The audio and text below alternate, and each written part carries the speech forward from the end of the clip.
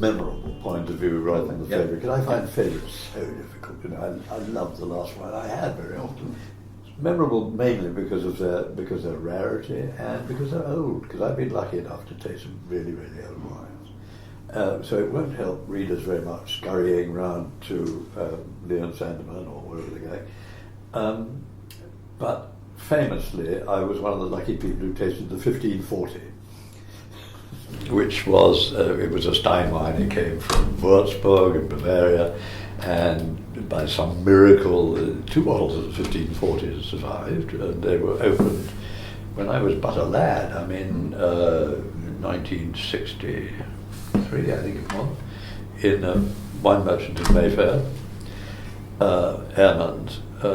We had a little glass, so there were about a dozen of us. We started with old German wine, by which I mean 19th century ones, and we were expecting nothing because the 1839 Schloss Johannesberger Auslese was completely corrupt. I mean, you couldn't hold it to your nose, it stank.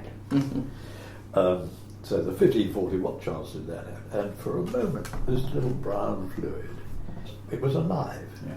It was actually wine, not uncorrupted.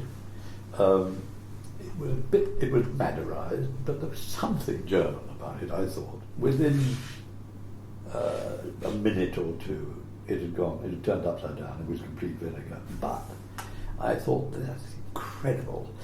I had actually ingested something that was ripened more than 300 years ago. I mean, before Shakespeare was born, this incredible vintage had happened. So, I mean, that gave me such a respect for wine. It's the only foodstuff, of course, that could possibly do that. So that rather sort of set a high standard. And then since then, I've been lucky enough to taste some other ancient wines. One of them really set me on a new path, which was my passion for Tokai, which I was able to put to good use, because this was the one great wine region that was stuck behind the Iron Curtain. But I knew how great it was because I'd tasted some of the Tokai. And I don't remember the vintage exactly of the first great one, a great ancient one I tasted, but later on there was a tasting where there were 2 bottles which came from the Imperial Cellar in Vienna. And all it was known about them was that they were pre-1750. And they were black, in the way that Tokai sometimes does go absolutely black. They were intense to a degree I couldn't believe. Michael Broadbent of Christie's gave a dinner party, including the Duke of Wellington, the current Duke of Wellington, I would say, when he had a bottle of 1850, the Waterloo Port. I happened to have a grandfather's coat, army coat, proper red coat, so I wore it. So I shall never forget wearing my red coat to drink the 1815 with the Duke of Wellington and reading his letters to George Sandeman, who became a friend of his when he was in Portugal fighting. Right. So that was one of the most memorable bottles. There have been occasions when Burgundy shippers have opened really old bottles. Louis Jadot did on one occasion, Bouchard Père did on another occasion, and they trotted out, I remember Merceau, I think it was 1864, which was just breathtaking. And it didn't really matter whether it was Merceau or Volnay or Chambertin. And this was incredibly fine antique that had the luster of a lovely antique, and was still potent and still winey. So things like that, they give you great faith in what wine is, and what wine can be. Oh yes, it's champagne.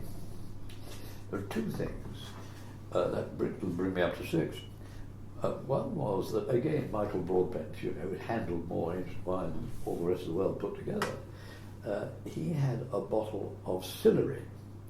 Now, Sillery, absolutely unheard of today, but it was the great champagne estate of the second half of the 19th century.